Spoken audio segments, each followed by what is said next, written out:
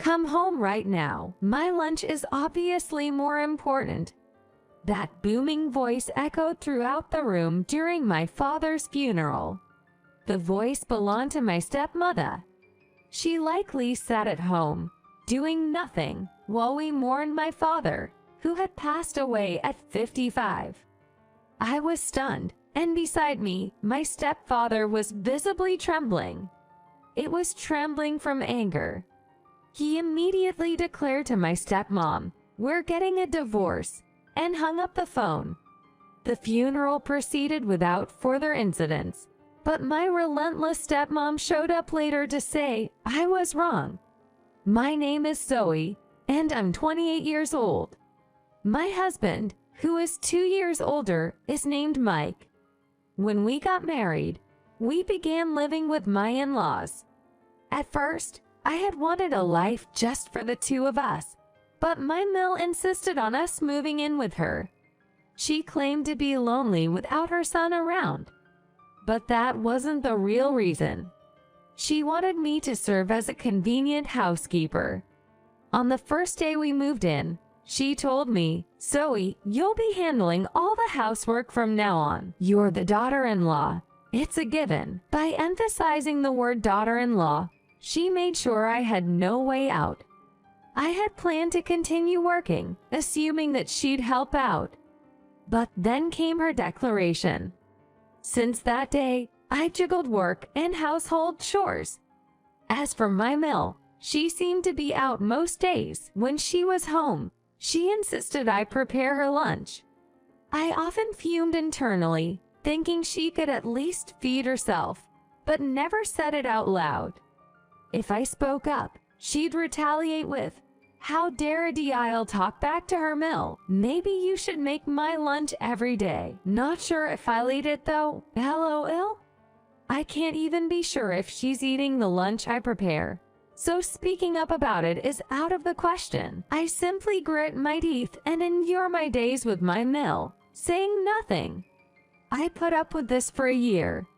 My Mill is as unhelpful as ever, neither assisting with house chores nor showing any signs of stopping her incessant nagging. Lately, my own housekeeping skills have improved considerably, leaving her with fewer opportunities to make snide comments. So, she's resorted to petty tactics just to have something to complain about. She'll deliberately scatter clumps of hair on the carpet or sprinkle dust around the living room. The amounts are so excessive that it's a mystery where she even collects it all from, making the cleanup a real chore. Every time she smirks at me and says, "Zoe, your cleaning is subpar," I can't help but think, not this again. Amidst enduring these petty actions, I got a call from my mom back home. My father had collapsed. I rushed to the hospital, where tests revealed he had terminal cancer. He was only 55. Young, and the cancer progressed so quickly, we didn't notice in time. His time was limited to 6 months. He declined aggressive treatment, opting for quality time with my mom. We respected his wishes. At first, my mom wanted to try anything to extend his life, but she eventually chose to honor his desire not to endure painful treatments. I planned on doing everything I could to support my parents in living their remaining days as peacefully as possible. Mike said, "Focus on your parents. We'll handle things here." I thought my Mill would pitch in, but she said, "I have no intention of doing housework anymore. If you want to care for your parents, make sure you finish our chores first." The concept of helping each other seems foreign to my mother-in-law. I took a leave from work. My boss was understanding and granted me family medical leave. My coworkers were supportive too, telling me to take my time and that they'd handle things at work. Despite my boss and colleagues showing such compassion for my father's situation, I couldn't believe my Mill's attitude. I soon realized asking for her help in household chores was futile, so I managed all the chores at my in-laws' place and then went to my parents' house. Mike offered to help, but his mother wouldn't allow it. So, without telling my husband, I took care of all the chores at my in-laws' place by myself. I wanted to spend as much time as possible with my parents during the day, so I sacrificed my sleep to do the housework at my in-laws' house. To be honest, it was tough physically, but my determination to not lose to my mother-in-law kept me going. My dad, who had received a terminal diagnosis, spent his last 6 months peacefully with my mom. In his final moments, my mom and I were there with him. Though frail, my dad had a content look on his face. We could barely hold back our tears. In the end, my dad told my mom, "I love you forever," before passing away. I thought my dad was amazing. After that, my mom cried endlessly. Tears that wouldn't stop. Though I couldn't help but cry too, I didn't have the luxury of time. There were arrangements to be made for the wake and funeral. Once we were done saying our goodbyes as a family, my husband and father-in-law came to help. "We haven't been able to help you up till now. Let us handle the preparations from here. We'll consult you about the funeral plans, so please stay with your mom in the meantime," my husband kindly offered. I gratefully agreed to stay by my mom's side. In the meantime, my husband and father-in-law efficiently took care of various things. There was no sign of my mother-in-law. I wasn't surprised, actually. Honestly, I wasn't expecting any help from her to begin with. My mother-in-law didn't even show up for my dad's wake or funeral. Many people who cherished my dad attended the wake and the funeral. It was clear how much he was loved. During that time, my mom either stared blankly at my dad's altar or broke into tears. For my mom, coming to terms with my dad's death is probably still difficult. Occasionally, she would approach my dad's coffin and grimace, as if wanting to express her displeasure at him being confined there. The wake proceeded without a hitch, thanks to my husband and father-in-law.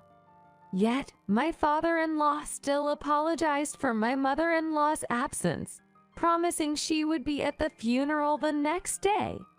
But we all knew she wouldn't show up. It was heartbreaking to see my father-in-law look so apologetic.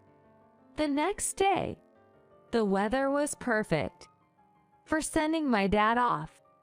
Many people attended the funeral of my dad, who passed away at the age of 55. As expected, my mother-in-law was absent again. "I'm so sorry, Zoe. My wife isn't answering her phone. I'll give her a piece of my mind later," my father-in-law apologized. What did my Mill hope to accomplish by making her husband apologize so much? Even if she didn't like me, it was basic decency to attend as a family member. I overheard other relatives whispering, "Isn't Zoe's Mill going to come?" I'm sure my father-in-law heard too. It was heartbreaking to see my father-in-law's discomfort each time. And then, my Mill would go on to cause another problem. During the funeral, my phone kept ringing. Of course, I couldn't answer during the ceremony. But when it ended, I took the call. It was my Mill saying, "Come home right now. Preparing my lunch is your priority." Accidentally, I had answered in speaker mode, so everyone heard her. Ask me to make her lunch. Despite whispers about my mother-in-law's absence at the funeral, she had the audacity to call and ask me, her daughter-in-law, about lunch. Her insensitivity left me stunned. I had a faint hope that the call would be about her coming late to the funeral, but alas, it wasn't. After all, she's not a monster. I thought she'd say at least that much. But for her to call about her own lunch, clearly, she's the one who doesn't get it. Now, someone was trembling at my Mill's words. My father-in-law. He was absolutely livid, his anger erupting like a volcano. Hey Karen, do you even realize what you just said? This is a funeral service for Zoe's dad. How could you say something like that? You're worried about your lunch. Make it yourself. Who do you think you are? And why are you at home, lounging around? That's it. I'm done. We're getting a divorce. Well, he just threw the D word at her. My mill was served with divorce papers. But it seems like my mill, on the other end of the phone, still didn't grasp the situation. Huh? Why did my husband answer the phone? I was trying to call Zoe. And what's this about divorce? I'm not getting a divorce. I decided to clarify the situation for her. Sorry, Mill. I accidentally pressed speaker mode when answering the phone. Everyone at the service heard your first words. That means my father-in-law and all the relatives heard it too. Suddenly, my Mill started to panic. What? Speaker mode? You mean everyone heard that? Why are all these people attending the funeral of my daughter-in-law's dad anyway? They shouldn't even bother. She had forgotten she was still on speakerphone. By the way, Mill, you're still on speaker mode. Everyone's listening. You sure you want to say all that? Zoe, you're doing this on purpose. And you, turn off speaker mode. Karen, that's enough. Don't say another word. I don't want to hear it. My father-in-law then ended the call and immediately knelt down in front of everyone.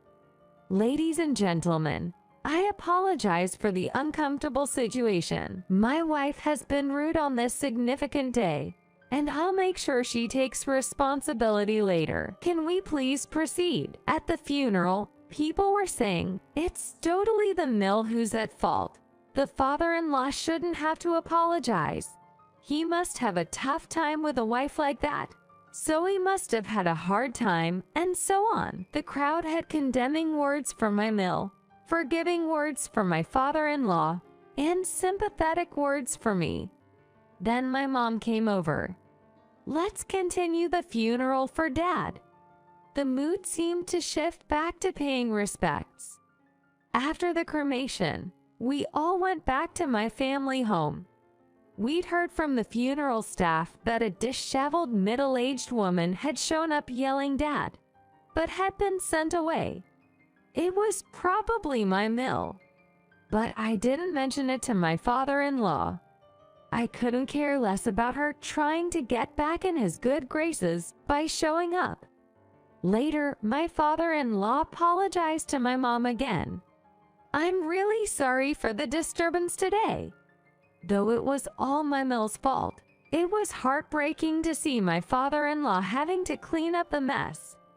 My mom likely understood this as well. I understand, my mom said. Everyone knows it's not your fault. It's your wife who was disrespectful. My mom seemed unforgiving towards my Mill.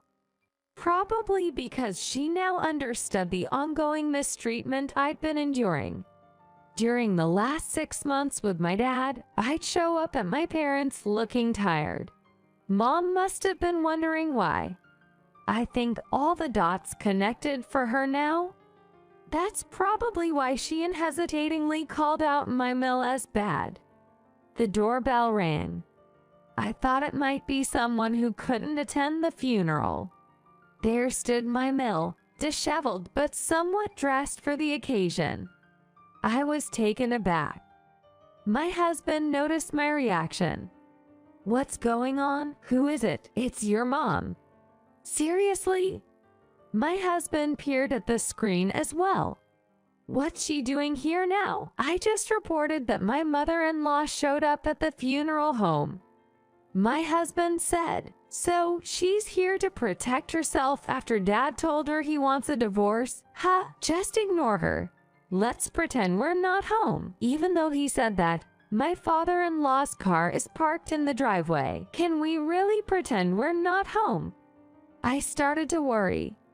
When we didn't answer the doorbell, it kept ringing. Ding dong, ding dong, ding dong. No matter how many times it rang, We didn't respond. Finally, my mother-in-law, losing her patience, started yelling at the front door. "Bob, I know you're in there. I will never accept a divorce. I've done nothing wrong. It's all Zoe's fault for not preparing lunch today. Why should I suffer like this? Come out and apologize to me right now." She shifted the blame onto me. If she had shown any remorse, someone might have forgiven her. What a foolish woman. I sneaked a glance at my father-in-law. He seemed to be shaking with anger. Yet, there's no mending this relationship. That's how it felt to me. My mom was also making a disgusted face. What happened next? My angry father-in-law greeted us briefly and left, pulling my mother-in-law back to their house. We got a message from him saying, "Don't bother coming back today. I'm going to have a serious talk with your mill." Later, he formally presented divorce papers to her. She won't accept it, of course. But he's set on getting a lawyer. I questioned my mill's sanity for thinking she could get away with her behavior, especially after causing such a scene at my dad's funeral. It seems like the matter will escalate to divorce mediation. But my father-in-law will surely fight this through. All I wish for is a swift divorce so that my father-in-law can be free from her. My husband also decided to cut ties with his mother. He foresaw her running to him once the divorce is finalized. He has no intention of forgiving her for all the mistreatment she's given me. It's obvious she'll end up divorced and abandoned by her son. She'll have to work to support herself. I hope she sees it as karma for tormenting me and ruining my father's funeral. As for us, we're moving out. Our life as a married couple is about to begin anew. Though it might be a bit tight financially, we're happy about our newfound freedom. We've been married for almost 2 years now, and it feels great to be starting fresh. We also chose to live near my mom to support her. I wanted to do something for my mom after losing my dad. My husband even suggested having frequent dinners with her. We're looking forward to a joyful life, discussing our future plans for children and the like.